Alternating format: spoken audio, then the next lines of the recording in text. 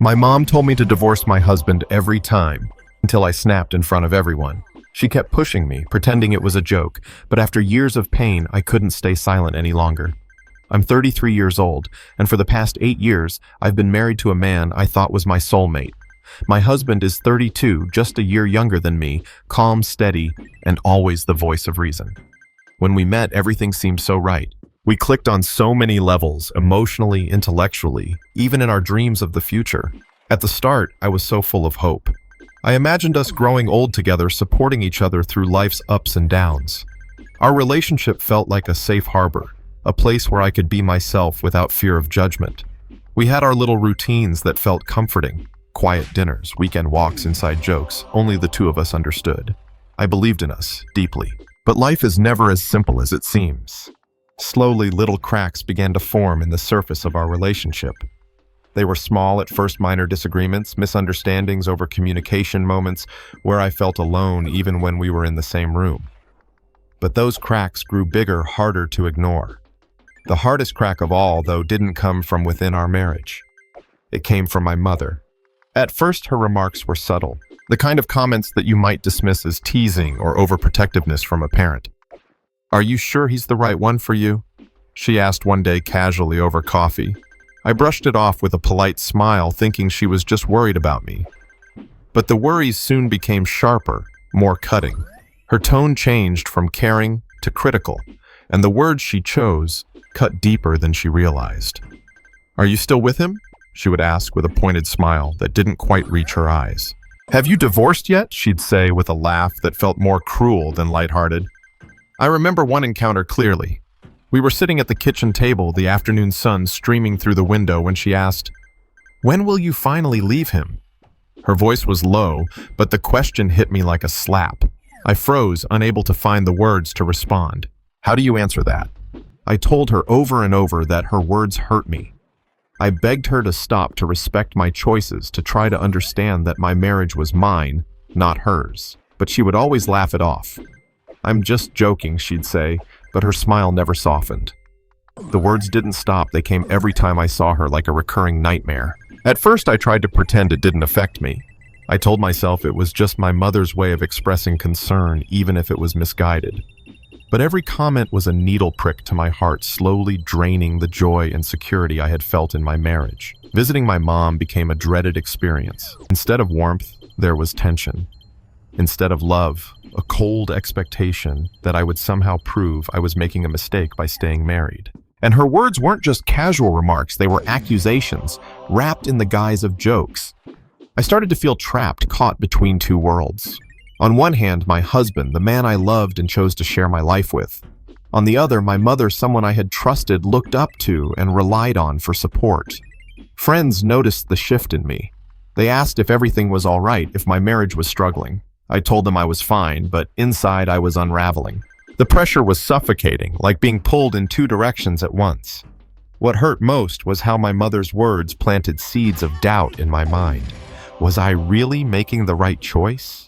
Was I ignoring warning signs? What if she was right and I was clinging to a relationship that wasn't good for me?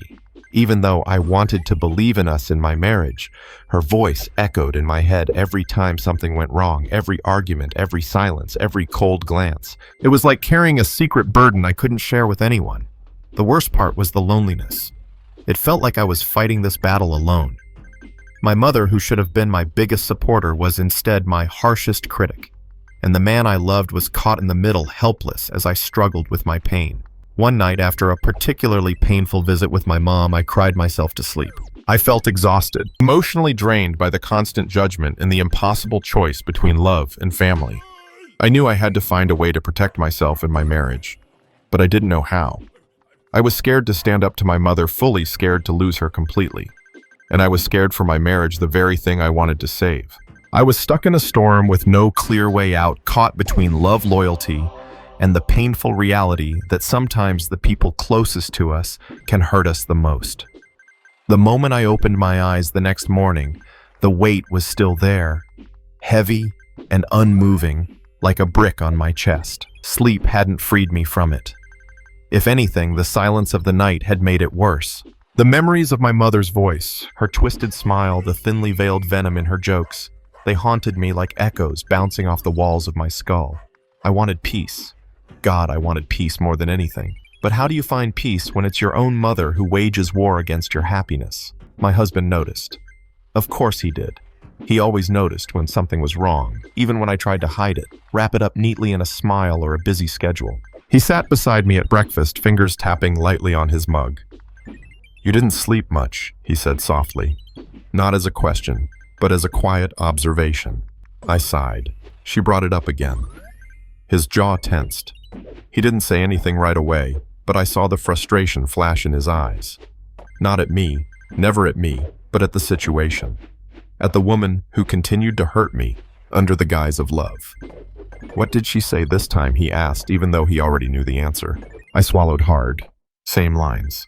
"Are you divorced yet?" Then she laughed like it was all just hilarious. He exhaled slowly, nodding lips pressed into a thin line. "She's never going to stop, is she?" I didn't answer. Because deep down, I already knew the truth.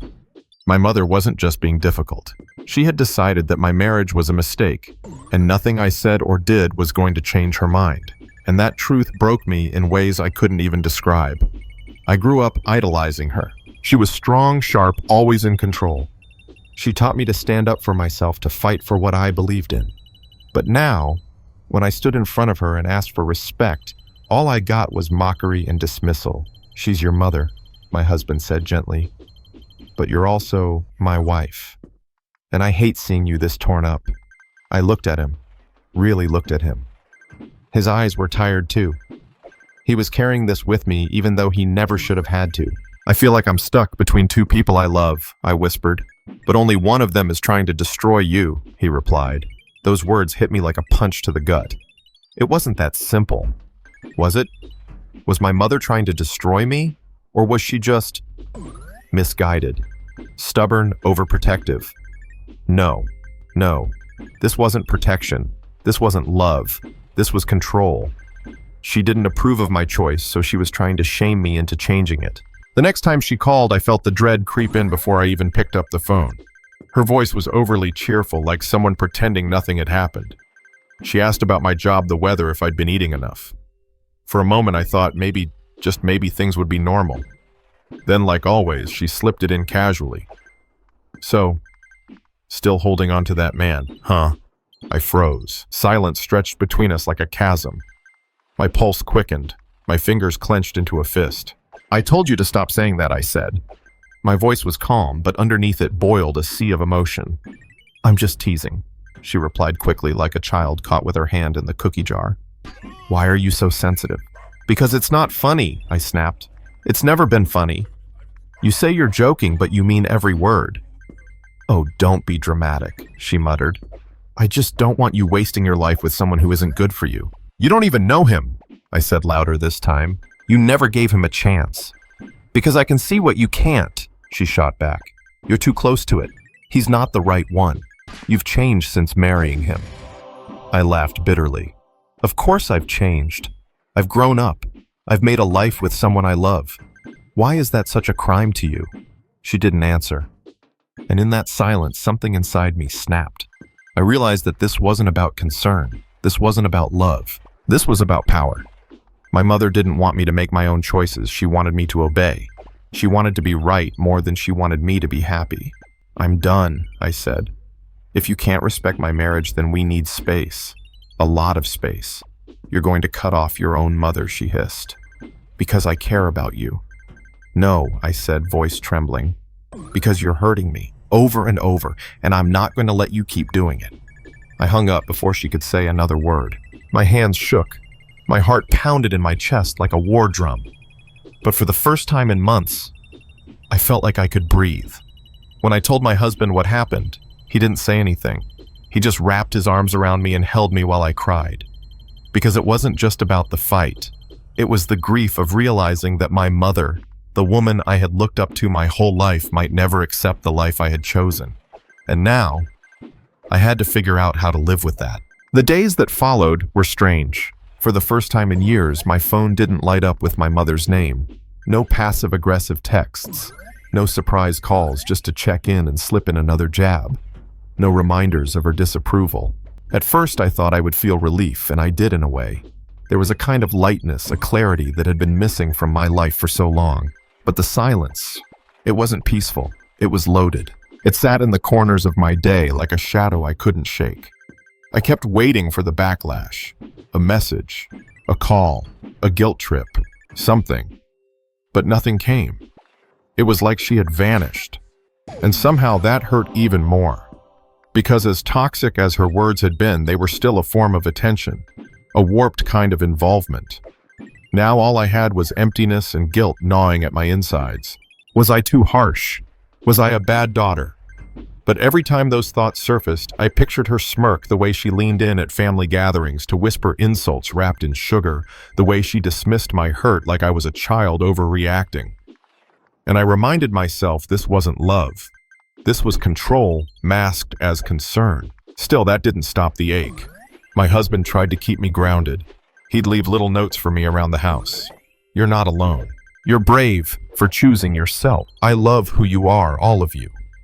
But even his unwavering support couldn't completely fill the void.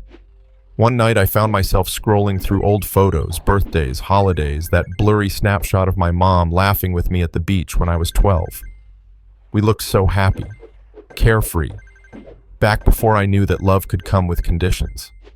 I stared at that photo for a long time, wondering what had changed. Was it me? Was it her? Or was this who she had always been? And I just hadn't seen it until I stopped bending to fit her mold. I was deep in thought when my phone buzzed. A message from my sister. You really went and cut mom off. Wow, that was it. No, hey, no, are you okay? Just judgment sharp and immediate. I hesitated before replying. I didn't cut her off. I set a boundary. There's a difference. A moment passed, then another. She's devastated. My fingers hovered over the keyboard. I wanted to scream. She's devastated. What about me?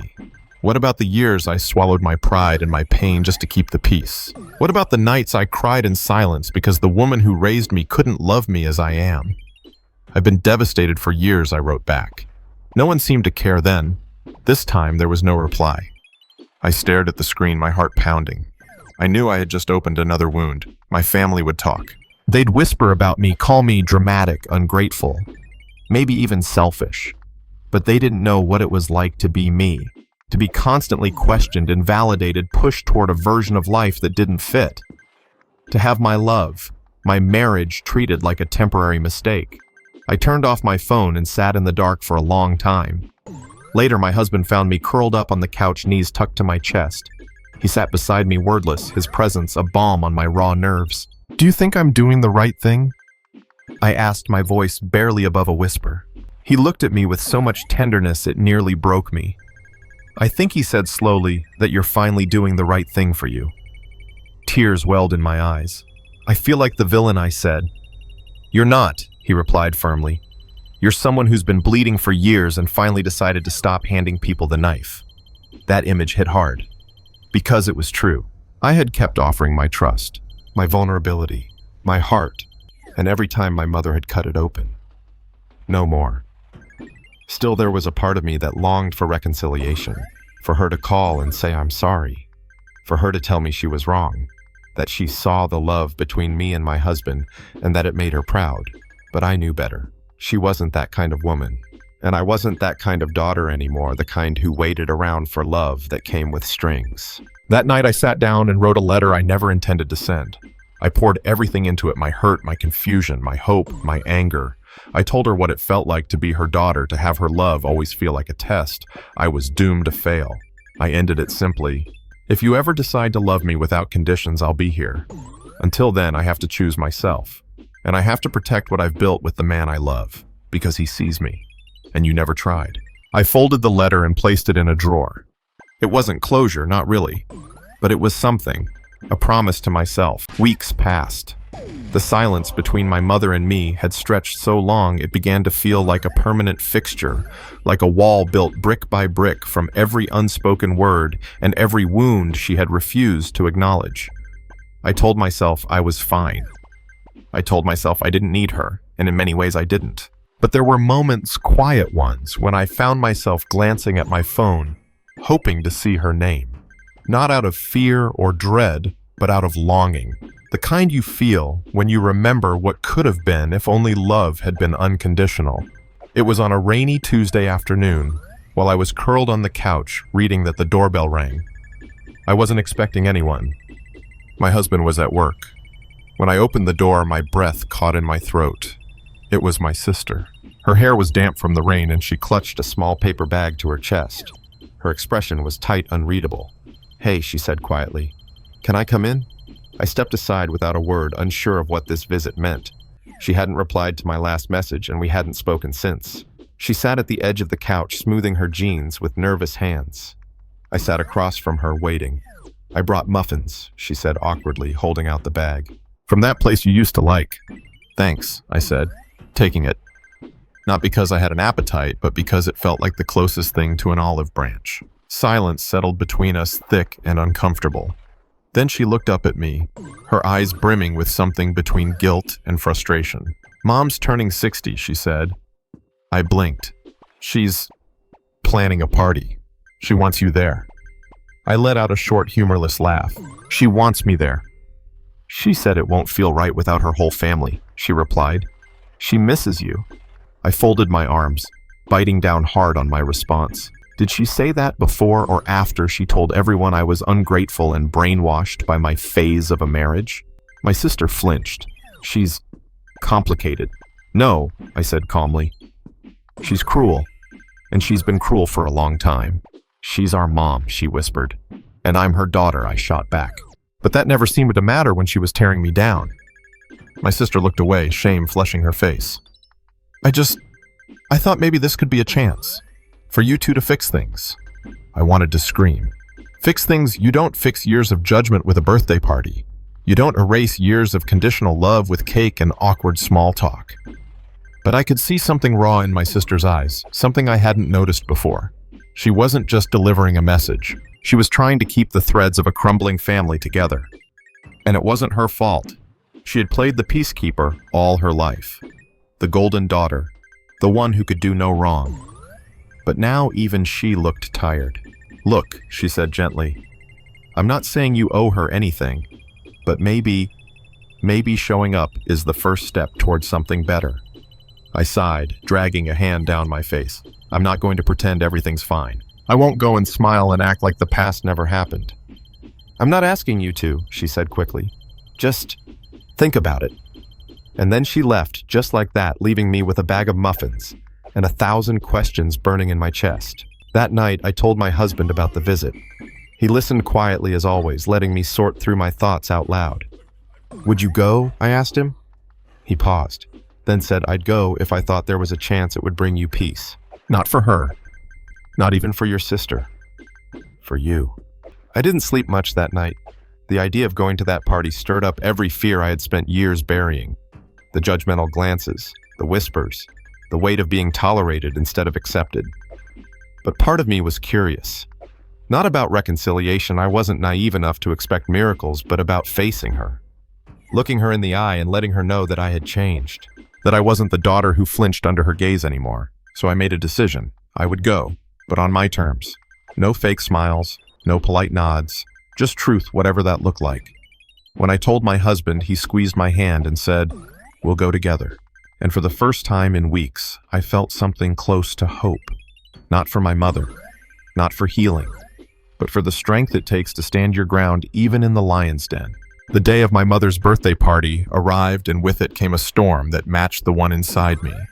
I stood in front of the mirror, adjusting the soft burgundy dress I had picked, not too flashy, not too subtle. It was the armor I had chosen, not to impress, but to remind myself I belong here, on my terms. My husband walked into the room and gently touched my shoulder. "You ready?" he asked. "No," I admitted, "but I'm going anyway." The drive to my childhood home was quiet. My mind raced through 1,000 memories. The warmth of my mother's arms when I was 5, her laughter echoing through the kitchen the way she used to brush my hair while humming. Those soft memories blurred with harsher ones, her disappointed eyes when I came out, the cold silence that followed, and every snide comment disguised as a joke. We pulled up to the house, its porch decorated with strings of lights and balloons. Laughter and music spilled out onto the lawn. Familiar voices. Familiar pain. I took a deep breath, squeezed my husband's hand, and walked inside. My sister spotted us first. Her eyes widened in surprise. Maybe she hadn't expected me to show. She rushed over, smiling nervously. "You came?" I nodded. Only because I decided it's time I stop hiding. Before she could respond, the crowd parted slightly, and there she was. My mother. She wore a deep green dress, her hair styled just like it always had been when I was a child. Her eyes locked on mine, unreadable. Then in the most surreal moment, she smiled. "Well," she said, walking toward us, arms open slightly. "You made it." I didn't move to embrace her. "Yes, I made it," I replied coolly. "I wanted to see if you'd actually speak to me like a human being today." Her smile faltered. People nearby quieted their conversations, fading into awkward murmurs. My mother glanced at the onlookers and forced another smile. "Let's not do this here," she said under her breath. "No, Mom. Let's." I could feel the heat rising in my chest, but I kept my voice calm. "Let's talk about how for the last 8 years you've mocked my marriage. How every time you've seen me, you've asked when I'll divorce the man I love. The man who has supported me more than you ever did."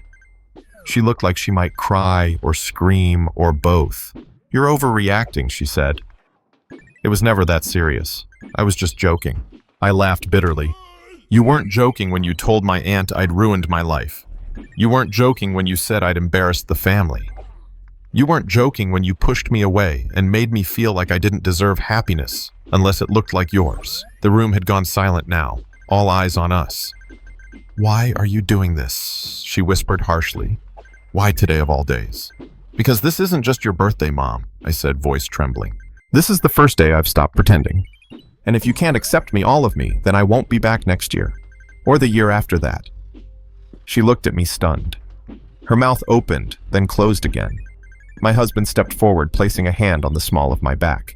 "We came here hoping for peace," he said gently. "Not conflict. But if this is the only way to get her to be heard, then so be it." My mother's gaze flicked between the two of us. For a moment I thought I saw regret, or maybe just shock. Then she said the words I never expected. "I don't understand you." It wasn't angry, it wasn't kind, it was just honest. "I've tried," she continued, "but I don't understand how this became your life." Tears welled in my eyes. "You don't need to understand, Mom. You just need to love me. That's all I ever wanted. Not approval, just love."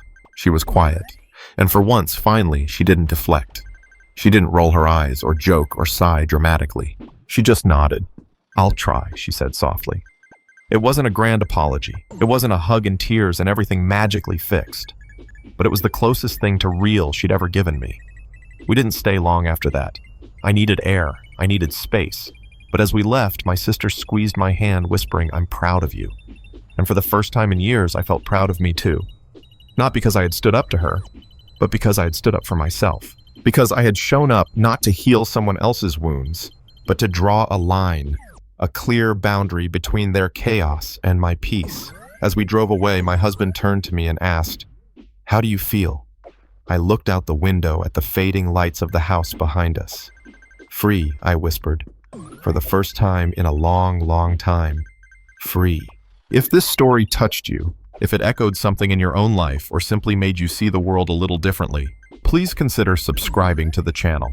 Each week we bring you real, raw, and emotional stories that deserve to be heard.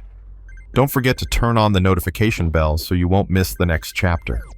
And if this story reminded you of your own experience, feel free to share it in the comments. Your truth might be exactly what someone else needs to hear. Thank you for being here. Until next time, stay kind, stay open, and keep listening.